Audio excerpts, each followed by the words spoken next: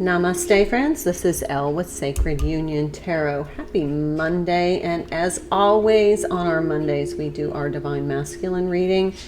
This could be about your Divine Masculine energy, the complementary energy to your Divine Feminine energy within you, or it could be about a person that you consider to be your Divine Masculine. And we are going to get started. I just wanted to point out there was a couple of downloads that I had before I started this reading. And one of the downloads was, if you continue to expect distorted masculine behavior and accept distorted masculine behavior, you will continue to get distorted masculine behavior. However, if you start to have the energetic expectation of a sacred masculine for the masculine energy, then you will start to project and therefore influence the sacred masculine energy, and there will be an evolution from the distorted masculine to the sacred masculine. And just to back that up, these were the two decks that I'm using. This is the traditional Rider-Waite, which we all know it reads Divine Masculine energy. We have the Emperor here, and then the other Divine Masculine deck that I use is the Somnia Tarot, and we have the Fool. So we have the Emperor and the Fool. This is the sacred masculine emerging with now the expectation and only tolerance for sacred masculine behaviors. So that message tied in beautifully, so I just wanted to mention that. I'm just going to do a quick shuffle, and we'll get started on this Divine Masculine reading. Please remember that this is a general read. Take what resonates. Please leave in peace what does not as someone else's message. But if you need a more specific and tailored reading to your energy and your connection, please reach out at the email in the description box. I have a couple of days off this week. I will be able to get to that. I saw the Emperor again. No, I'm sorry, it's a Hierophant. Some spiritual awakenings going on. All right, I'm just going to do a quick shuffle because I did pre-shuffle this deck. This is the Energy Oracle. So let's get started. What comes out in the energy for the Divine Masculine, please, Spirit? Something that my viewers need to be aware of so that they can have a complete understanding of the energies that they are experiencing or encountering. 1, the Sun. This is Divine Masculine energy. It's like the Sun card, which is the 19 card.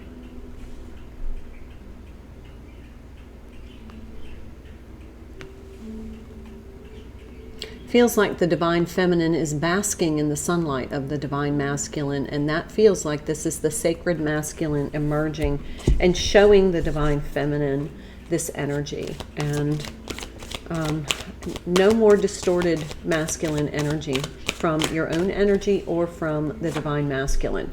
So your actions and your thoughts should be in alignment, and then that will then create the energetic safe space for the Divine Masculine's energy to come into alignment.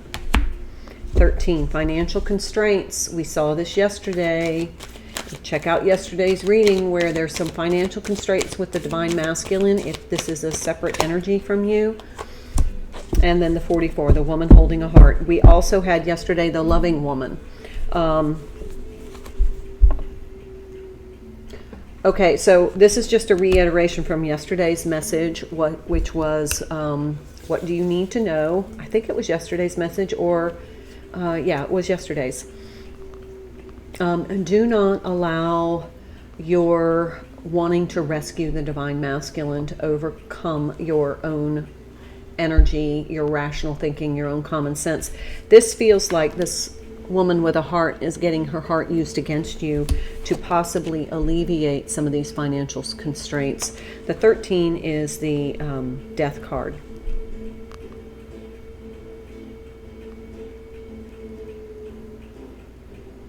The cupboards are bare. Looks as though there's not much food. And it's okay to have compassion and help if you need to. Use your discernment, but don't allow your loving heart to possibly overrule your common sense and rationale. Don't go into debt over trying to help this divine masculine. That's a reiteration, because there's the woman holding a heart is holding this great big heart. It's a 44, a master number, but she also looks somewhat pained by something behind her. It's almost like there's this very uncomfortable energy. So don't allow the divine masculine's situation to create a dynamic for you. Okay? Check out yesterday's reading, please. That would be the week ahead forecast. Divine masculine may need money from divine feminine. Use your discernment. Page of Swords in the challenge position. They may have tried to locate you on social media. They may not be able to connect with you. They may not be showing you everything either. They may not be telling you the whole truth. They may be kind of leaving out some pertinent details. Here we have this King of Pentacles. Yeah. King of Pentacles doesn't have financial constraints, but it feels as though this might be something the divine masculine is not sharing with you. Look, we have the Sun again. Ask for clarity. Don't be afraid to say, okay, well, now let's get, the whole picture here. And this is just what's coming through. It feels like the divine masculine is saying, oh, no, I just need it for, until my check gets released, or there's a dispute with the bank. Yeah, Six of Pentacles, sharing. Okay, divine feminines, I'm just going to say, if you're watching this, be careful. This could be a kind of a financial situation that you're not being, there's not full disclosure.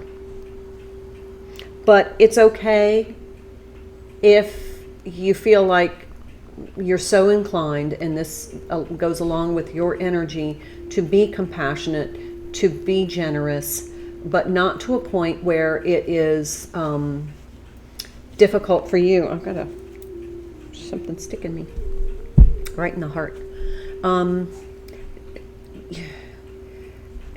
Weigh your options here, and use extreme caution, because there's a part of me that says in the energy it's great to receive but yet to be able to help, because you have abundance and you've done your work. But it feels as though the divine masculine may be not telling you the whole truth about their financial status. They may be saying, hey, I'm good. Really, this is just a timing thing.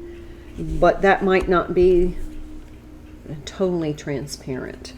You need to ask questions for clarity, like, how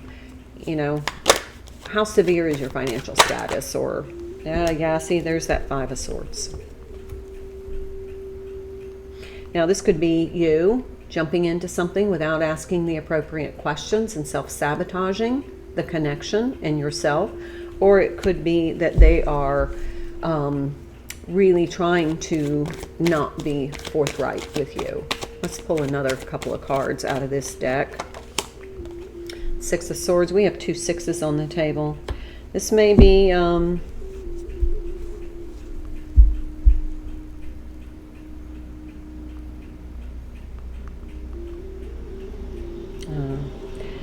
that's a hard energy. Ten of Pentacles. This feels like, you see how he's moving on the boat, and there's a woman and a child there, and they're trying to move on into a different situation. I'm just getting the feeling here that they can't afford where they're living, or he can't afford where he's living, or there's been a separation, and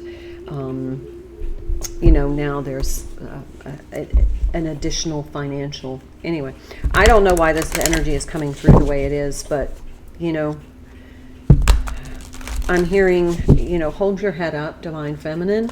Don't lapse back into that codependent energy of, I'm going to take care of this. Your divine masculine does not need you to rescue him. The distorted masculine wants you to.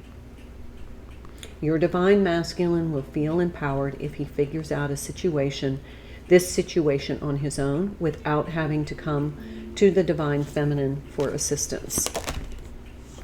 Now, yeah, King of Wands, Ace of Swords.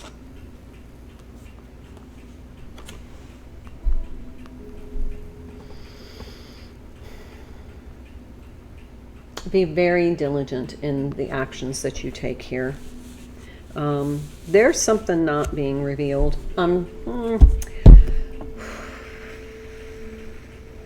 We have King of Wands, King of Pentacles.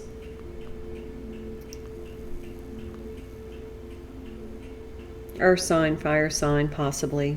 There's definitely a financial constraint for that card to come out twice in 2 days. And the woman holding a heart, and then the thinking or the feeling woman out of the same deck. The Sun card twice. This is all about, and I'm not disparaging the divine masculine. I'm just saying a lot of them are going through, especially since we had that new moon, a total solar eclipse, the ending of karmic cycles. A lot of them are having to move out and leave their residences, whether it be from a commitment or whether or not they're changing location and jobs. And there may be some transitionary financial issues. But divine feminine, you are not in that codependent energy anymore where you feel obligated. If you feel as though your energy is aligned with helping the divine masculine out without a set of expectations, without attachment, then so be it. But be careful and prudent. If you are wanting to be able to jump in and bail them out because this will set you up in a obligatory sense of connection, don't do it. That's coming from your ego, and that is not what this is about. Ace of Wands. We got 2 aces. We got 1, 1, and 1, which just is amazing because when I opened my computer to turn on the camera, the time was 1:11 on my computer. So that's a reiteration as well. Anything else? So we have 44 and 4 here. We have 2 6s. So any of those numbers mean anything to you? Yeah, 10 of Swords. This is kind of that ending, and they've exhausted their thoughts about how they can approach you, how they're going to be able to get out of this without your assistance. Remember, this is for a collective. Remember, here's the Hierophant again. Remember, we saw the Hierophant at the bottom of the other deck at the beginning.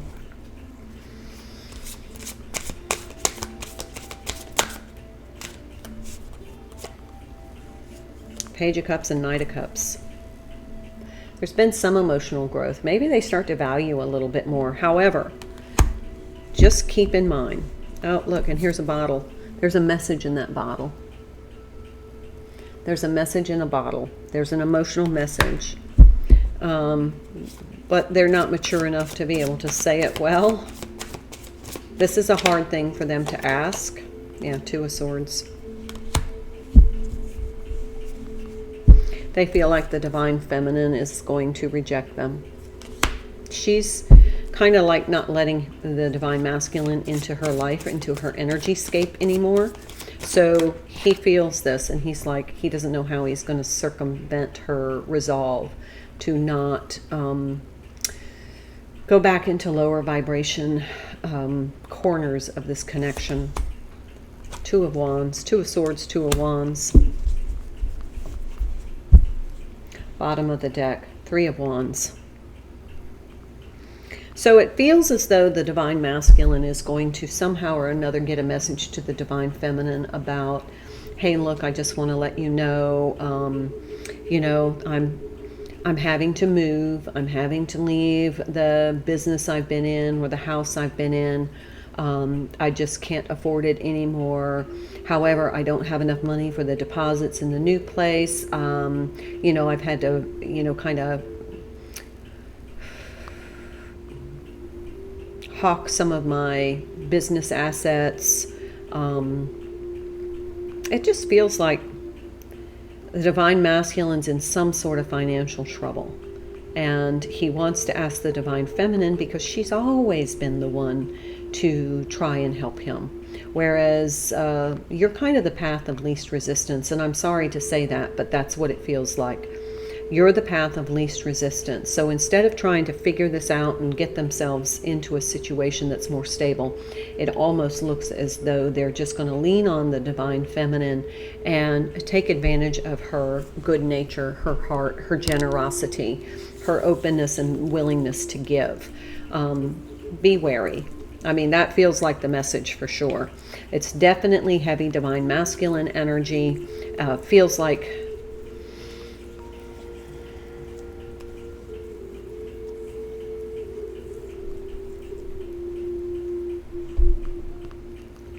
like there's a Divine Masculine energy underneath, but the distorted masculine is kind of making the play. They asked me to take another deck, and I don't even know which one. They just said pull another deck. Let me see which one resonates with me.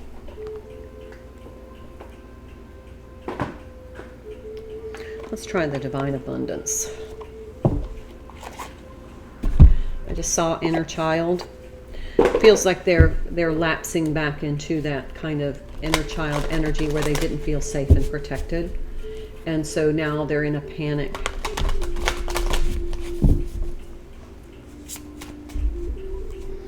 It's almost as though they expect the Divine Feminine to jump through hoops for them.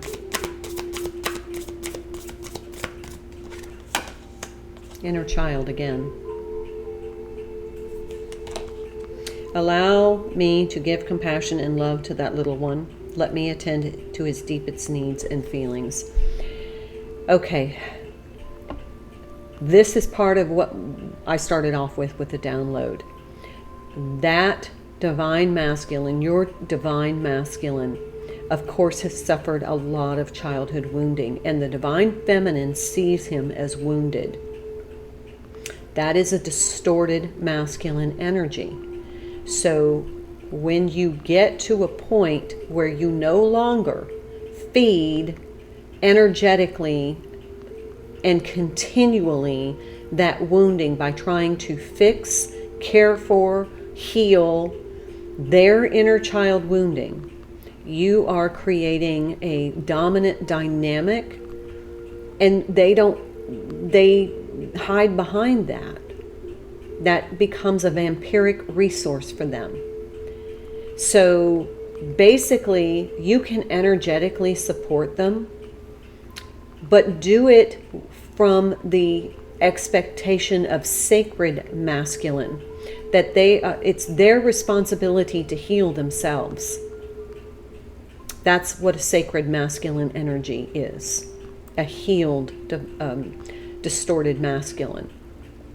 So if you are placating this inner child, if you are making it easy for them, if you are the one to jump in and be the nurturing, loving mother figure, they don't ever have to confront the wounding, and you are just prolonging their distortion. So Divine Feminine, this is a great way to encourage them to heal, encourage them that they can figure this out, encourage them that, this is something that you feel they're fully capable of dealing with. But I get the distinct energy that this is a Divine Masculine that is connecting with his Divine Feminine in order to take the path of least resistance out of this quagmire. That's the energy I'm getting. I'm getting confirmations of that energy. So, ease. It is easy for me to receive. It is easy for me to receive. It is easy for me to receive. It is easier for the divine masculine to allow the divine feminine to bail him out than it is to confront the actual challenge and find a solution. That's just what I'm getting. And then liberation. The doubts and fears still come up to you. Don't believe anymore that they're you. They need to overcome their own self-doubt of being able to handle this situation. And that's the reading. That's what I got. Bottom of the deck, detachment. Divine feminine, detach. You can energetically push this back and say, I have great confidence that you can solve this problem, divine masculine. This will help to elevate them into sacred masculine as opposed to distorted masculine energy. Namaste.